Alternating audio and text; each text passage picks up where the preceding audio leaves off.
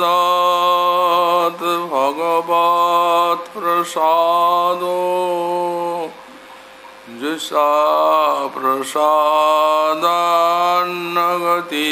कुतोऽपि ध्यायुं स्तुवं स्तस्य यशस्त्रिसन्ध्यं वन्दे गुरो श्रीचरणारविन्दम्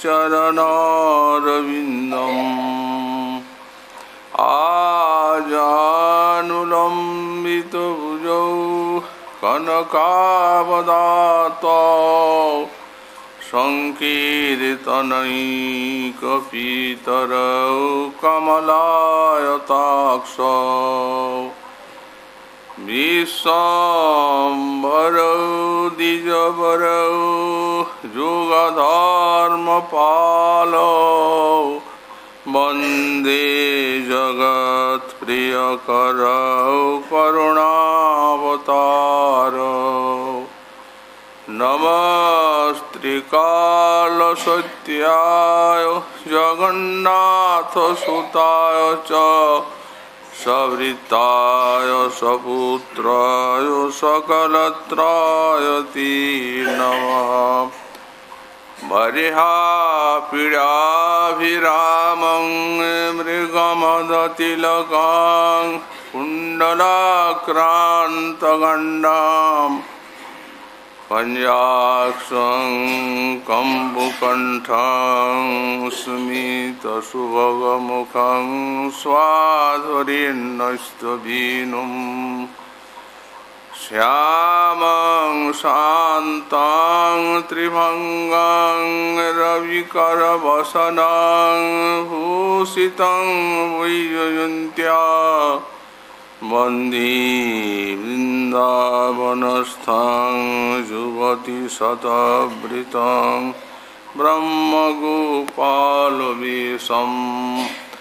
तप्तकाञ्चन गौराङ्गी राधे वृन्दावनेश्वरी वृषभानुसुते देवी तं नमामि हरिप्रिये मूकं करोति वाचालं पङ्गुं लङ्घयति गिरिं यत्कृपातमहं वन्दे परमानन्दमाधवं वाञ्छाकल्पतरुभ्यश्च कृपासिन्धुभ्य एव च पतितानां पावनेभ्यो वैष्णवेभ्यो नमो नमः हरिभक्ति पराजित हरिनाम परायणा दुर्वृत्ता वा सुवृत्ता वा तेषां नित्यं नमो नमः नमो धर्माय महते नमो कृष्णाय वेदसे ब्राह्मणे नमस्कृत्य धर्मान् वक्ष्ये सनातनान् नारायणं नमस्कृत्य नरं चैव नरोत्तमं देवीं सरस्वतीं व्यासं ततो जयो मुदीरयेत् जय रूप सनातन भट्ट रघुनाथ श्रीजीव गोपाल भट्ट दास रघुनाथ ईशय गोसाईर करे चरण वंदन जा हुई विघ्न नाश भीष्ट पुरन दुर्गमी पथिमेन्द्रस्य स्खलत्पादगतिर्मुहुः सकृपाजुष्टिदानेन सन्तः सन्तो बलं बलम्।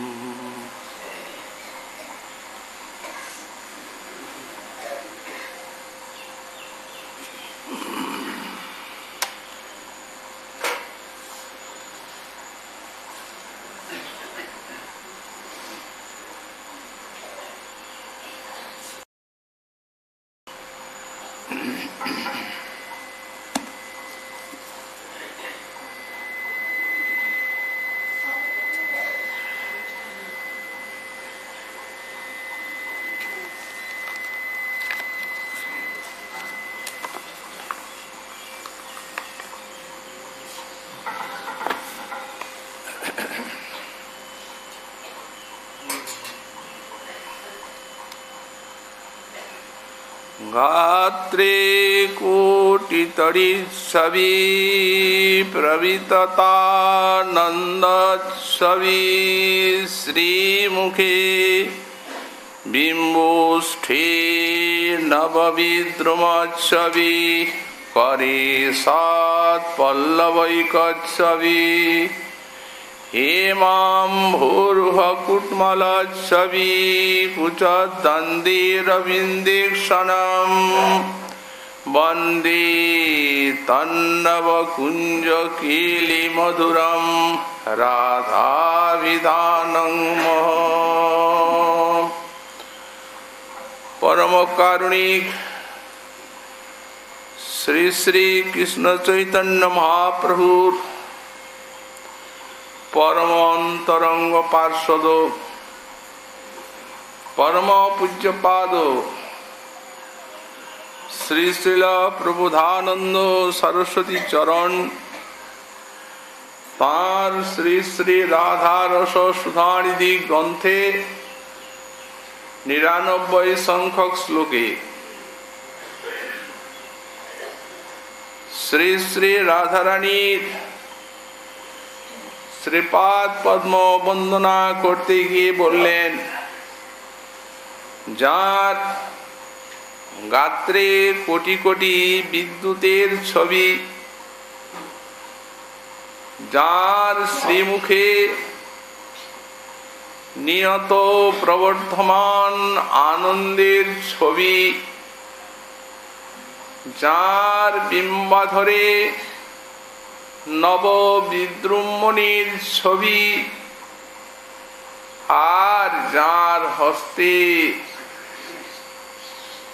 অভিনব পল্লবীর ছবি যার কুজযুগলে স্বর্ণকর কোমল কোরকের ছবি এবং যার নয়নদয়ী কমলের ছবি সেই নবকুঞ্জ কেলি মথুরা রাধা নামক জ্যোতির আমি বন্দনা করি। আমরা এই শ্লোকের থেকে গাত্রে কোটি তড়িৎ ছবি প্রবিততানন্দ ছবি শ্রীমুখে এই পর্যন্ত আলোচনা করেছি গত 2 দিন। এক্ষণে বিম্বষ্ঠে নববিদ্রুম ছবি এটি আমাদের আলোচ্য বিষয়। গোস্বামীপাদ পরম অনুরাগ করে যে রাধারানীর আঙ্গিক মাধুর্যগুলির অনুভূতি লাভ করে চলেছেন তার সেই অনুভব নিয়ে শ্লোকচ্ছন্দে নিবদ্ধ করে রেখেছেন। কিন্তু অনুভব কি সবটা প্রকাশ করা যায়? অনুরাগ ভরে অনুরাগী চিত্ত মনে অভিষ্টের যে মাধুর্যের অনুভূতি জাগে সেই অনুভূতি প্রকাশ করার মতো কোনো ভাষা তিনি খুঁজে পান না। এই জন্যই মহাজন বলেছেন, এদের যে বাণী, অনুভবীর যে অবিষ্টের মাধুরী বর্ণনা, এগুলি মুকাস্বাদনবৎ, বোবা মধুর রস ভোজন করে। মিষ্টি তার অনুভব তার ভিতরে আছে, কিন্তু সেটি ব্যক্ত করার ভাষা তার নেই, কারণ সে তো বোবা।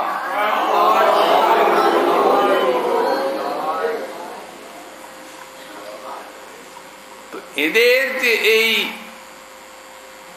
অবিষ্টের মাধুর্যের যে রসদগারগুলি, এগুলিও ঠিক ওই মুকাস্বাদনবৎ, বোবার মিষ্টি খাওয়ার মতো। ভিতরে তার আস্বাদনের অনুভব আছে, বলবার ইচ্ছাও আছে, কিন্তু মুখে বাণী নাই, তাই ঠারে ঠোরে কিছু বুঝাবার চেষ্টা করে। তো তেমনি এদের অভিষ্টের মাধুরী তেমনি ঠারে ঠোরে বোঝাবার চেষ্টা। দৃষ্টান্ত আমাদের স্ত্রী অনুরাগী শ্রীপাদ লীলাসু কৃষ্ণ মাধুরী আস্বাদন করলেন, বাণী হারিয়ে গেল, যেদিকে তাকাচ্ছেন কৃষ্ণের সেই দিকেই মধুরতার উত্তাল তরঙ্গমালা। কি বলবেন? মধুরং মধুরং বপুরস্য বিভু, মধুরং মধুরং বদনং মধুরম, মধুগন্ধি মধুস্মিত মেতত অহো, মধুরং মধুরং মধুরং মধুরম। শ্রীকৃষ্ণের অঙ্গের দিকে তাকাচ্ছেন, মধুরাতি মধুর। মুখটির দিকে তাকাচ্ছেন, এই যে আরো মধুর। হাসিটুকু দেখছেন, এ তো অনন্ত মধুর। শেষকালে ভাষা ফুরিয়ে গেল, কিন্তু ভাব হৃদয়ে বলবার জন্য চাপের সৃষ্টি করছে। বলো।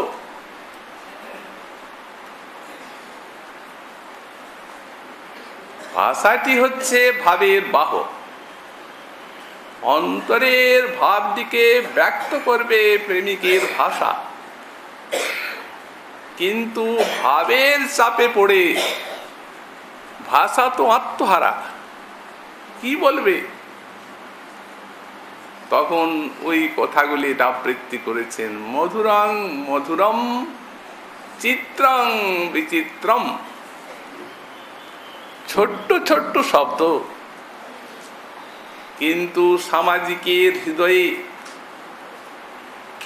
জলপ্রপাতের মতো এই শব্দগুলি কৃষ্ণ মাধুর্যের অনন্ত প্রবাহ বহন করে আনে।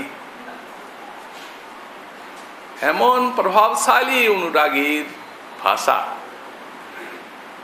সেই মধুরাতি মধুর যিনি, মধুরাধিপতির অখিল মধুরম যে শ্রীকৃষ্ণের,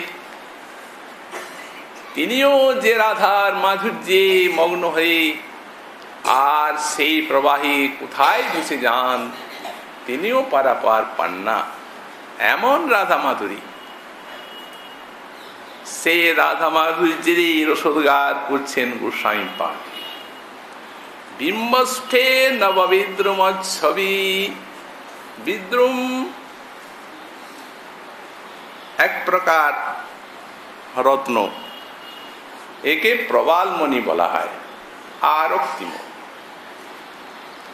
আরক্তিম মণি বিদ্রুম প্রবালমণি, তার সঙ্গে রাধারানীর অধর ওষ্ঠের তুলনা করছেন। কিন্তু এই বিদ্রুম্বণী সেই অধরের কি ধারণা দেবে? মহাজন আরো অনেক গভীরে চলে গেছে। ছিল কবিরাজ গোস্বামী পাদ রাধারানী যখন অধরষ্টির বর্ণনা করছেন, তখন বলছেন যে অধরকে বন্ধু জীব কুসুমের সঙ্গে দৃষ্টান্ত দেওয়া হয়, আর অষ্টকে বিম্ব ফলের সঙ্গে দৃষ্টান্ত দেওয়া হয়। তো বিম্ব ফল সেও লাল টুকটুকে, আর বন্ধু জীব কুসুম সেও লাল টুকটুকে। বললে লাল টুকটুকেটা দেখলে হবে না, বন্ধু জীব রাধারানীর প্রাণ বন্ধু যে গোবিন্দ, তার জীবন ওই রাধারানীর অধর। এই বন্ধু জীব, ফুলকে দৃষ্টান্ত দিলে হবে না। যার অধর মাধুরীতে ব্রজ গোপিকাগণ আত্মহারা হয়ে গেলেন। আমাদের শ্রীমন মহাপ্রভু সেইভাবে জগন্নাথ মন্দিরে পেয়েছিলেন ওই গোপাল বল্লভ ভোগ। গোবিন্দের অধর মাধুরী ভক্ত আস্বাদন করেন তার অধরামৃত সেবন করে, কিন্তু গোপিকাগণের আস্বাদন অন্যরূপ, তাদের সোজাসুজি মধুর ভাবে। তো সেই গোপাল বল্লভ ভোগ পেয়ে মহাপ্রভু উন্মত্ত, নিজে আস্বাদন করলেন, পাগল হলেন, সমাগত ভক্তগণকে পাগল করলেন। তারপর গোপিকার ভাবে চলল সেই সোজাসুজি কৃষ্ণাধরামৃতের আস্বাদনের ফোয়ারা।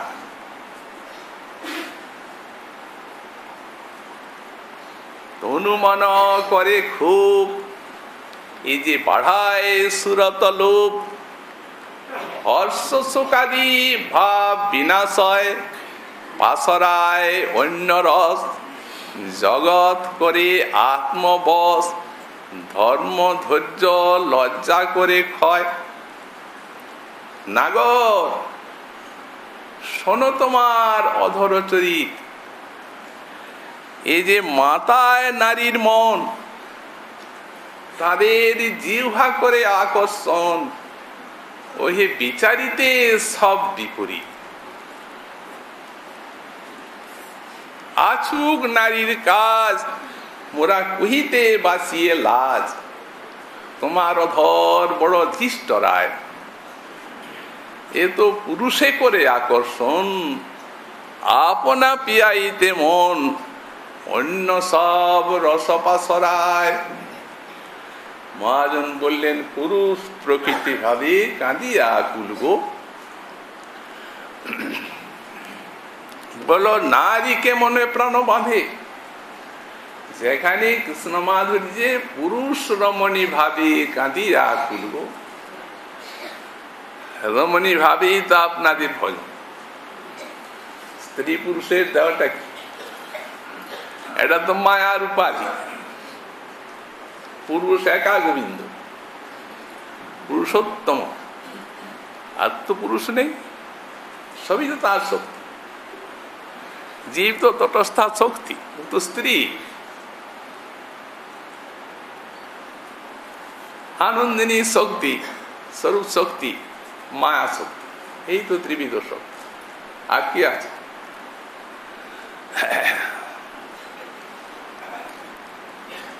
ওতে পুরুষে করে আকর্ষণ, আপনা পিয়াইতে মন, এ তো অন্য সব রসপাসরায়।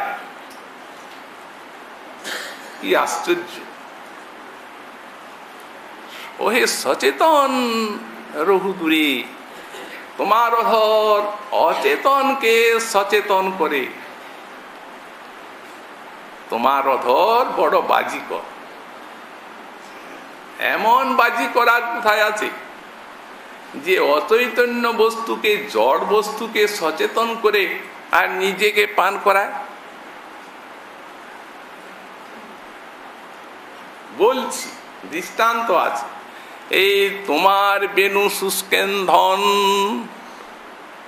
তার জন্মায় ইন্দ্রিয় মন, ওহে তারে আপনা ক্রিয়ায় নিরন্তর। শুষ্ক বাঁশের কাঠি, তাকে পান করাচ্ছে।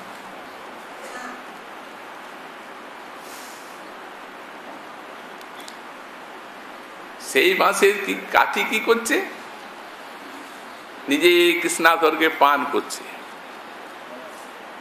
আর গোপীগণে জানায় নিজ পান, বলে ওই গোপীগণ দেখো পিনু তোমার ধন, তোমার যদি থাকে অভিমান তবে মোরে ক্রোধ করি, লজ্জা ধৈর্য ধর্ম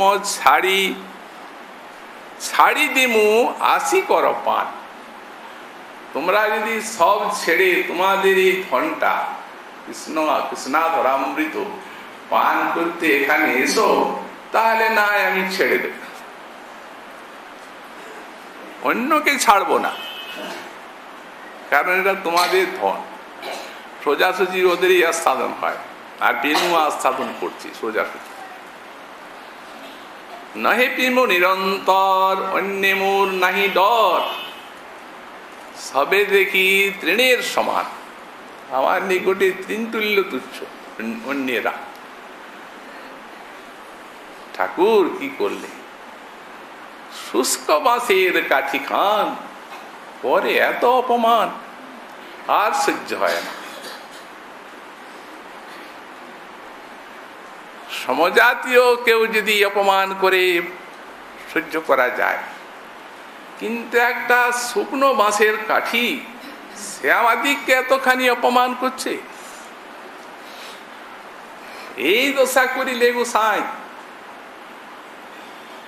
নাকি না করি কি রহিতে পারি, তবু কহি ধৈর্য ধরি, ওই চোরার মাকে ডাকি কাঁদিতে নাই।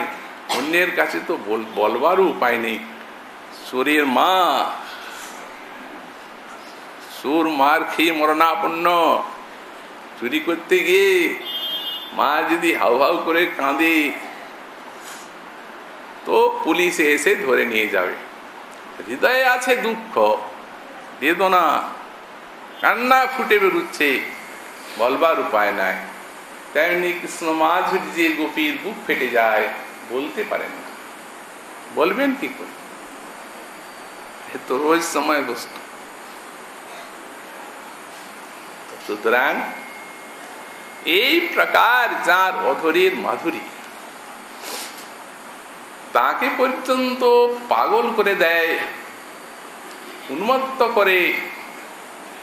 এই রাধারানীর বিম্বাধর, এমনকি তার জীবন স্বরূপ। এই জন্যই বললেন বন্ধু জীব। আর একটা আছে বিম্ব ফল, তার মানে রাধারানীর প্রেমের বিম্ব, প্রতিবিম্ব নয়, বিম্ব। তার মাদনাক্ষ মহাভাবটি যেন অধরষ্টে ফুটে উঠেছে। তাই তো অপ্রাকৃত নবীন মদনীর এত মত্ততা। তা না হলে যার এইরূপ অধর, তিনি আবার মত্ত হবেন কেন? কিসের জন্য?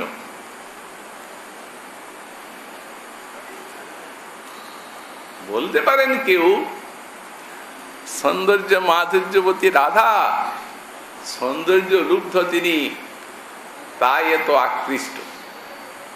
সৌন্দর্যের লুব্ধ তিনি নন। যখন মোহিনী রূপ ধারণ করলেন অসুর মোহনের জন্য, ভাগবতে দেখা যায় শ্রীমন মহাদেবীর মতো যোগীশ্বরেশ্বর, তিনি নেত্রানলে কামকে ভস্ম করেছেন, তিনি পাগল হয়ে গেলেন। এমন উন্মাদনা ভাগবতে লেখা আছে যে ওলা বলবার জিনিস নয়, না পড়লে জানা যায় না। সুতরাং তিনি কি স্ত্রীর সৌন্দর্যে বশীভূত? তিনি প্রেমের বশীভূত। এবং প্রেম যত বড়, যত মহত্বপূর্ণ, যেমন জাতীয় প্রেম, সেই তদনুরূপ তার বৈশ্যতা। রাধারানীর মহাদনাক্ষ প্রেম মধুর ভাবে তার সেবা করে আর তাকে সুখী করতে চায়। এই জন্যই তিনি এতখানি বশীভূত হয়ে থাকেন রাধার অধর মাধুরী পানির নিমিত্ত। তাই বিম্বষ্টে নববিদ্রুমোৎসবী করে সৎপল্লবৈকোৎসবী হস্তযুগলে নবীন পল্লবের ছবি। নবীন পল্লবটা উদ্গত হচ্ছে। দেখবেন একটা দ্যুতি থাকে, উপমা তো খুঁজে পাওয়া যাবে না জগতে, তাদের তুলনা তারা নিজেই, তাদের অঙ্গ প্রত্যঙ্গের তুলনা তাদেরই অঙ্গ প্রত্যঙ্গ। কিন্তু যদি একটা কিছু না দিগদর্শন দেওয়া যায়, তাহলে মানুষ ধ্যান করবে ভক্ত কি করে? একটা তো ধ্যান করার, চিন্তা করার পথ চাই। তাই সিন্ধুতে বিন্দু, একটা দিগদর্শন মাত্র। কচি পল্লবটি যেমন কোমল, যেমন রক্তিম লাল টুকটুক টুকটুক করে, সেই প্রকারই তার মধ্যে একটা দ্যুতি আছে, ছটা নব উদ্গত পল্লবে। এই জন্য বললেন নব পল্লবীর দ্যুতি রাধারানীর করপল্লবী। করপল্লব দৃষ্টান্ত দেওয়া হয় তাই, কিন্তু এর কি তুলনা আছে? তুলনা নেই।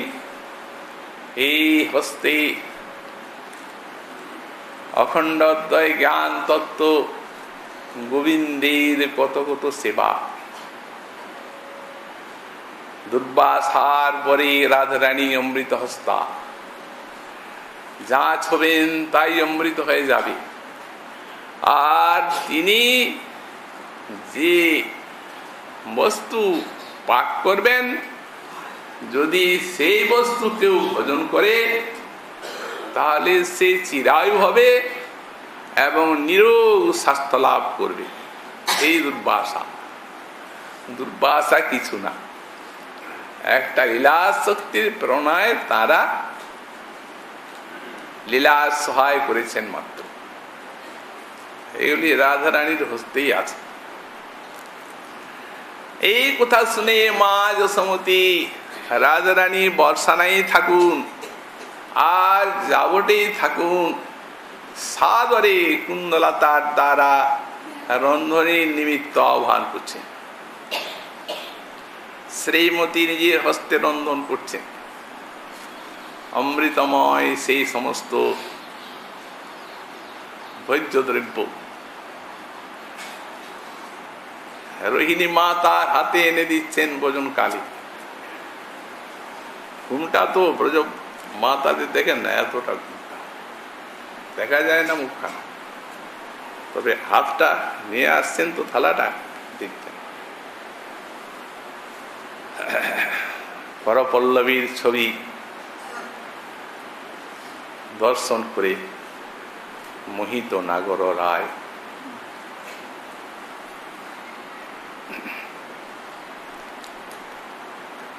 আপন আপন ভাবের আস্বাদন। কৃষ্ণকে কি সবাই একভাবে আস্বাদন করেন? বলদেব আছেন, সখাগণ আছেন, সবার দৃষ্টিকে এড়িয়ে রাধারানীকে দেখছেন। সখীগণ আর মঞ্জুরিগণ, তাদের সাতটা রস।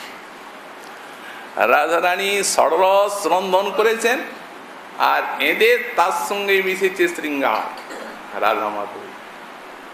ওরা জানেন ভাবের বৈভব। এই রাধা কৃষ্ণের ভাবের বৈভব অন্য জানে না, এ অতি গূঢ়তর। মায়ের বাৎসল্য রস, শুদ্ধ বাৎসল্য। মা মনে করছেন এই খাবার আরম্ভেই অরুচি এসে গেল, আর খাবে।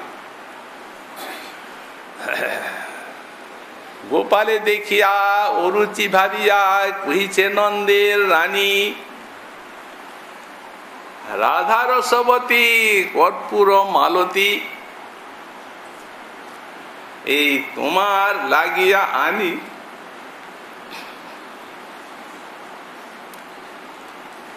তো তুমি না খাইলে রাই না আসিবে। স্বরূপ কহিনাম তোরে, ললিতা বিশাখা আর কুন্দলতা ঠারিয়া কহিছে মোরে, তুমি এরকম খাওয়া দাওয়া করছো না, আর রাধা আসবে না। তখন মায়ের বচনে পাওল চেতন নাগর শেখর রায়, রাধা যদি না আসেন তো নন্দালয় শূন্য। এই জন্য তখন চেতনা পেয়ে মায়ে সুখ দিয়া আকণ্ঠ পুরিয়া করল ভোজন পান। এমনি কত কত ওই কর পল্লবী সাক্ষাৎ শ্রীকৃষ্ণের সেবা, নিজে রন্ধন করে ভোজন করাবেন। এই জন্যই তো নিত্য আগমন করছে সংকমলা। কুঞ্জে কত কত সেবা, আমাদের দাস গোস্বামী পাদের অনুভূতি লীলাটি সং আস্বাদন করে আর বর্ণনা করেছেন। শাকন্তয়া সখী নিকুঞ্জ ঘিয়ে সরিষ্যা শস্যাস্তটে কুসুম ভাবিত ভূষণীন শৃঙ্গারিতম বিদধতি প্রিয়মীশ্বরী সা হা ভবিষ্যতি মদিক সনগোচর কিম। আপনারা যেখানে বসে হরিকথা শুনছেন, এটা হচ্ছে সেইখানে লীলা। কুণ্ডবাসী শ্রীপাদ রঘুনাথের অনুভূতি। রাধা মাধবী মিলন মাধুরী, কেশ বেশ ভ্রষ্ট হয়েছে। রাধারানী বলছেন নাগর তোমারই অবস্থা, এসো আজ নিজে সাজাও, আমি সাজাও।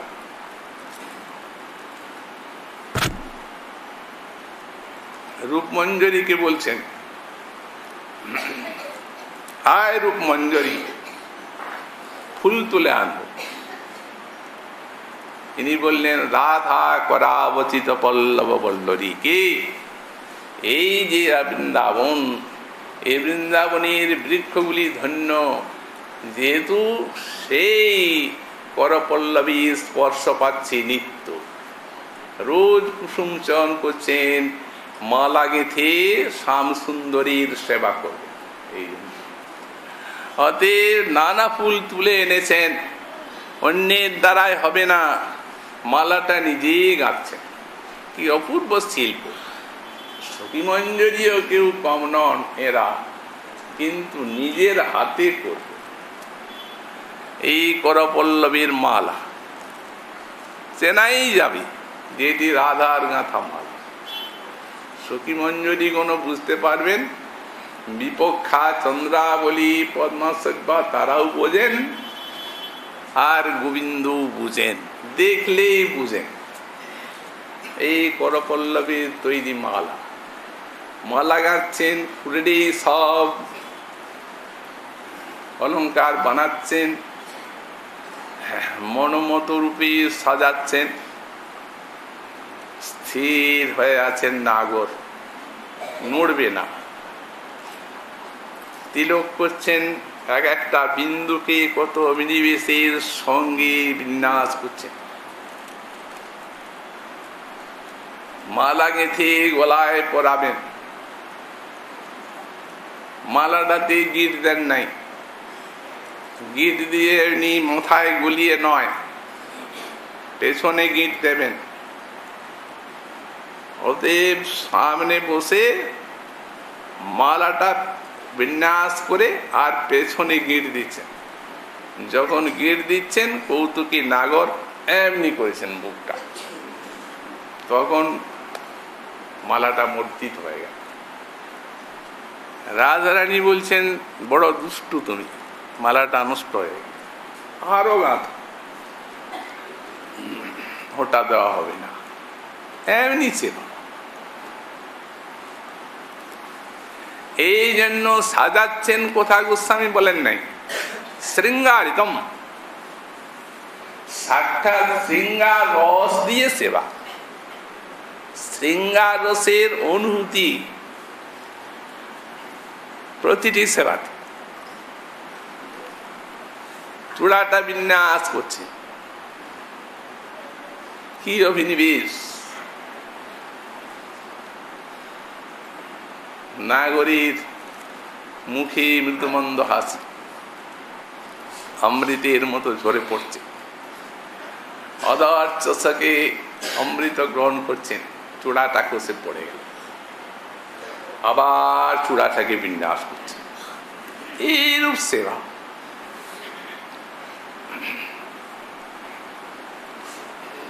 তো সুতরাং সেই হস্তযুগলে রাধার যেন সৎ পল্লবৈক ছবি, কমল পল্লবের ছবি তার হস্তযুগলে। তারপরে বলছেন, হেমাম্বরুহ কুটমল ছবি কুচদ্বন্দ্বে, বক্ষজ যুগলে কমল কলিকার, স্বর্ণ কমল কলিকার ছবি। সে কি প্রকার?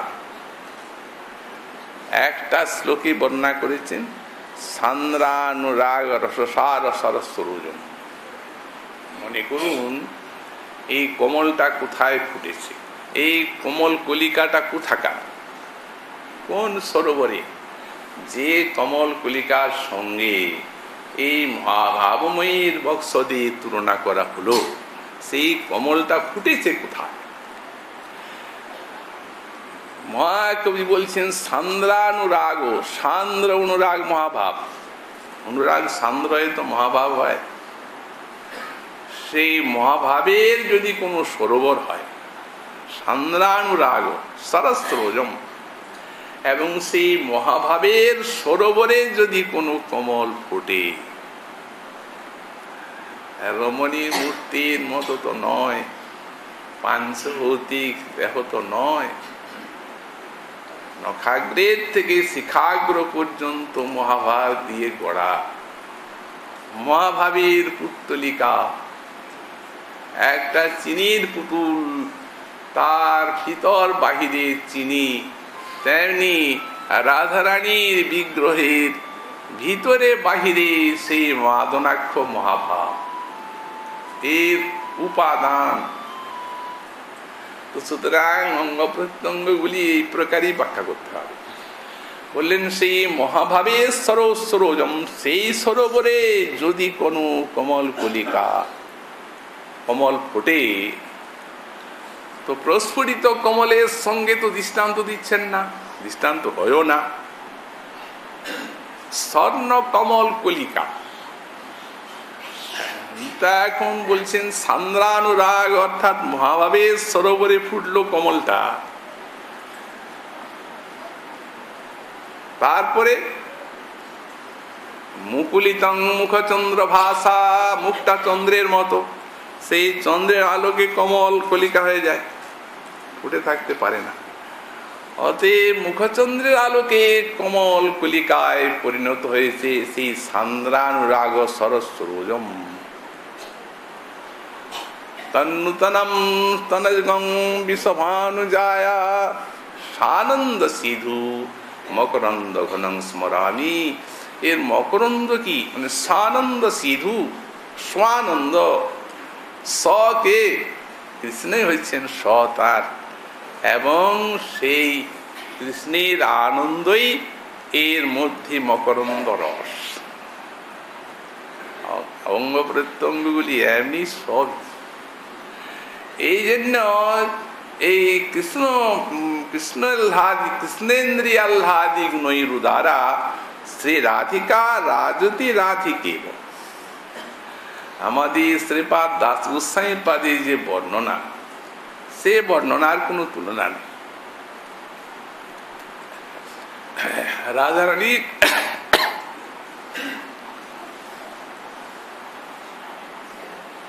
অশেষ করুণা ভাজন, অধিক কি যেন সাক্ষাৎ রাধারানীর কৃপারই মূর্তি, এমনি ভাবি বর্ণনা। দেখছেন রাধা কৃষ্ণকে কতখানি আনন্দ দেয়, দৃষ্টান্ত দিয়ে দিয়ে। গোবিন্দানঙ্গরা জীবে আনুশ্রীর বাৎসবানবী, কৃষ্ণ হৃৎ কুমুদোল্লাসে সুধাকর সরস্বতী। বলেন কৃষ্ণ গোবিন্দানঙ্গরা জীবে, গোবিন্দের অনঙ্গরূপ কমল প্রস্ফুটিত করায় রাধারানী হচ্ছেন প্রভাতী অনুরিমা অরুণিমা। সকালবেলা সূর্য উঠলো কমল ফুটে।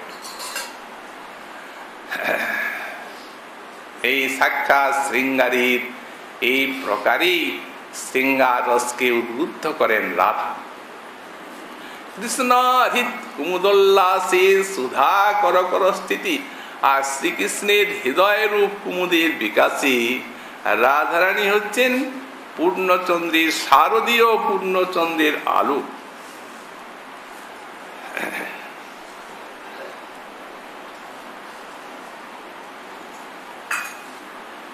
তারপরে আবার লিখছেন কৃষ্ণ মানস সরিষ্ঠ, কৃষ্ণ মানস হংসস্য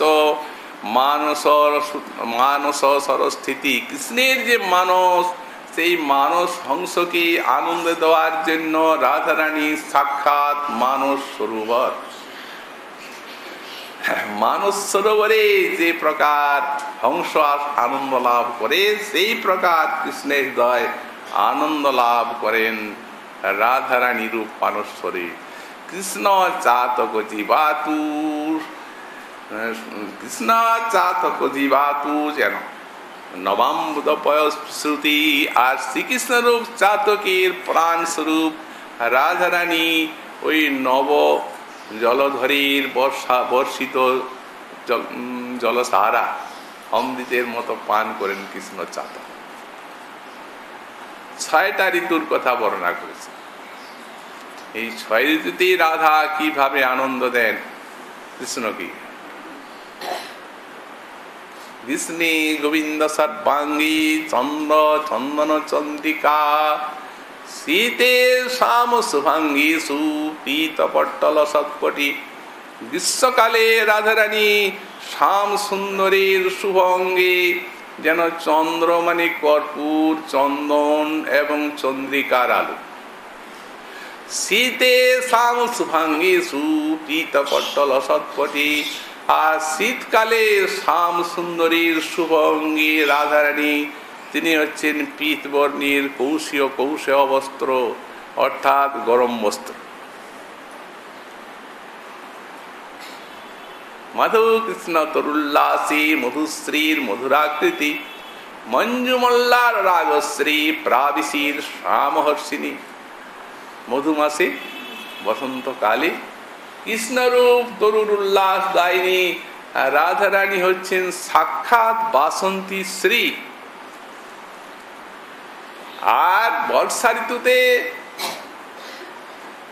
কৃষ্ণরূপ নবজলধরের আনন্দদায়িনী রাধা যেন মঞ্জুমল্লার রাগ। মঞ্জুমল্লার রাগ, মঞ্জুমল্লা রোয়া চাই। মোল্লার গাইলেই যে বর্ষা আসবে তা না, মঞ্জুমল্লা রাগটা খাঁটি হওয়া চাই। যদি খাঁটি মল্লার রাগ হয় তখনই মেঘ আসবে, বৃষ্টি পড়বে। আর বর্ষার তো কোথায় নেই। এই জন্যই রাধারানী হচ্ছেন কৃষ্ণরূপ নবজলধরের আনন্দদানী মঞ্জুমল্লার রাগ। ঋতৌ শরদিরাশৈক রসিকেন্দ্র স্ফুটম বরিতুম হন্তরাশ্রী বিহরন্তি সখীশ্রিতা।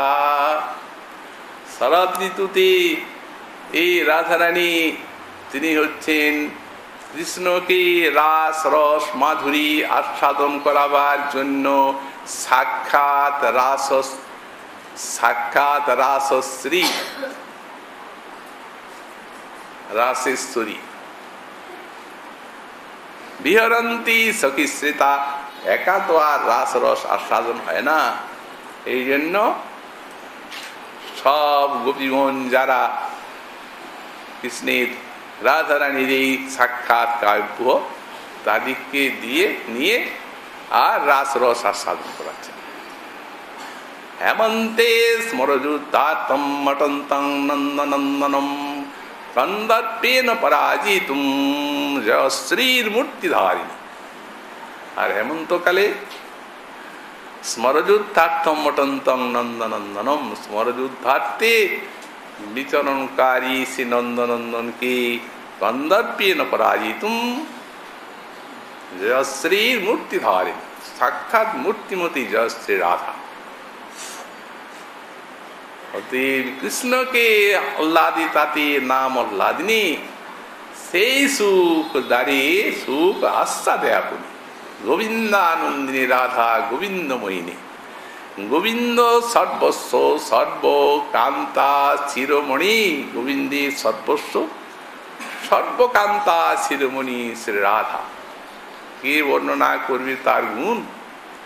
জীব গুণ ছাড় কৃষ্ণ যার অন্ত না পায়। সাক্ষাৎ স্বয়ং ভগবান ব্রজেন্দ্র নন্দন অখণ্ড অদ্বয় জ্ঞান তত্ত্ব মুখের থেকে যার বেদ বহির্গত হয়েছে, যিনি সরস্বতীর অধিপতি, তিনি রাধারানীর গুণের অন্ত পান না। অতএব কৃষ্ণ যার অন্ত না পায়, জীব কোন ছাড়? অতএব জীব তো কীটানুকী, রাধারানীর গুণা জীব কি বর্ণন করবে? যেখানে শ্রীকৃষ্ণ যে গুণের নিকটে নিজেকে হারিয়ে যাচ্ছেন, তারপরে বললেন নয়নে তাঁর অরবিন্দ অর্থাৎ কমলের ছবি, রাধারানীর নেত্রে কমলের ছবি। কমলের ছবি তো নয়নকে বুঝাতে পারবে না। অফুরন্ত ভাবে এর অভিব্যক্তি ঘটে মধুর রসে এই নয়নে, যার ঈষৎ মাত্র ঘূর্ণনে শ্রীকৃষ্ণ মূর্ছিত হয়ে পড়েন, একান্ত অধীন হয়ে পড়েন। অখণ্ডদ্বয় জ্ঞান তত্ত্বের মূর্ছা যার নয়নের ঈষৎ ঘূর্ণনে হয়ে থাকে, সেই নয়নের মাধুর্যের কি তুলনা আছে? অতএব রাধারানীর সে নয়ন মাধুরী গোস্বামীপাদ বর্ণনা করছে এখানে। যৎপ্রান্তলে স লবলে সবিঘূর্ণিতেন বদ্ধখনাৎ ভবতি কৃষ্ণ করিন্দ্র উচ্চৈ তৎখঞ্জরিত জৈনেত্র যুগং কদায়ম সম্পূজয়ী সতীজনস্তব কজ্জলেন। গোস্বামীপাদ সকালবেলা রাধারানীর রূপসজ্জা করছেন, সাজাচ্ছেন, রাধারানীর নয়নে কাজল দেবেন, মধুর মধুর কথা বলে, আর রাধারানীকে কৃষ্ণ কথাতে মোহিত করে আর সেবা করছেন তুলসী মঞ্জুরি রূপে। দেখি তোমার নয়ন দেবতার পুজো করব, এমন দেবতার কি পুজো করতে হয় না? সম্পূজ ঈশ্বর, সম্যক রূপে পুজো করব তোমার এই নয়নের। কেন সম্যক বললাম জানো? নয়নের এই পুজো হবে না, এই নির্মাল্যটা তোমার কালা রঙ লাগবে। কি দিয়ে পুজো জানো? গরল দিয়ে পুজো কর, অমৃত দিয়ে পূজা অভিষ্ট দেবে, আর নয়ন গরল দিয়ে পূজা। বলে যেমন দেবতা এই তেমন উপচার। উপচারটা তো দেবতার অনুরূপ চাই। এই গরল বললাম কেন জানো? ওই গরলও কালো, আর এই তোমার নয়নের যে রূপসজ্জা কাজল সেও কালো। গরল যেন অঙ্গকে জর্জরিত করে, তেমনি তোমার এই নয়নের কাজল তাকে জর্জরিত করবে। তাই বললাম গরল। গরল দিয়ে সেবা করবেন, কাজল পরাবেন। তো নয়নের মহিমা বর্ণনা করছে কেমন দেবতা। যৎ প্রান্ত দেশ লবলে সবিঘূর্ণিতেন ভদ্রকনাথ ভবতি কৃষ্ণ করিন্দ্র উচ্চই। কৃষ্ণ হচ্ছেন করিন্দ্র, বিশাল বলশালী। তাকে বদ্ধ করবে কে? স্বচ্ছন্দ বিহারী, কোটি কোটি ব্রজবালা যার চরণক কান্তিতে মূর্ছিত হয়ে থাকেন, তাকে সম্মোহিত করতে পারে কে? পারেন একজন। তোমার এই নয়ন এমন, তোমার নেত্র পুরোপুরি ঘোরাতে হয় না। যৎ প্রান্ত দেশ লবলেশ বিঘূর্ণিতেন, তোমার এই নয়নের প্রান্ত দেশের লবলেশ ঘূর্ণন একটু কৃষ্ণ করি বদ্ধ হয়ে যান। এই সময় উত্তর গোষ্ঠে আসছেন, রাধারানী দর্শন করছেন, কৃষ্ণ পথ দিয়ে যাচ্ছেন, ওনার নয়ন ঘুরছে কোথায় রাধা। যেমনি রাধারানীর দিকে চেয়েছেন, তেমনি ওই নয়নের কোনে একটু কৃষ্ণ মাধুরী আস্বাদন করে লজ্জা এসেছে, তো লজ্জার নিকটে স্তুতি করছেন, লজ্জে অন্তত কোনটা ছেড়ে দাও, একটু নয়ন কোণে শ্যাম মাধুরী লেহন করি। এই নয়ন কোণে একটু দর্শন, কৃষ্ণ করি বদ্ধ, আর নড়তে পারছেন না, সেইখানে দাঁড়িয়ে গেছেন। সখাগণ চিন্তিত, লোকে কি বলবে, সখীগণ চিন্তিত। রাধা মাধব হরিকে, রাধারানীকে সখীগণ, আর গোবিন্দকে সখাগণ কত সান্ত্বনা দিয়ে, মিলন মাধুরীর আশ্বাস দিয়ে ধীরে ধীরে নিয়ে যাচ্ছে। কোটি কোটি ব্রজবালা যার জন্য কাতর, যার সৌন্দর্য মুগ্ধ, তিনি রাধারানীর সৎ নয়ন ঘূর্ণনেই আবদ্ধ। এমনি রাধারানীর নয়ন। এই শ্লোকটির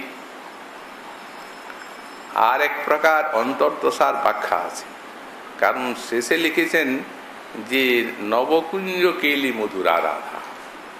এই যে নবকুঞ্জ কেলি মধুরা, এই শব্দের দ্বারা এই শ্লোকের থেকে সাধক দশা ব্যতীতও এই সিদ্ধ দশার এক প্রকার মনোরম অর্থ পাওয়া যায়।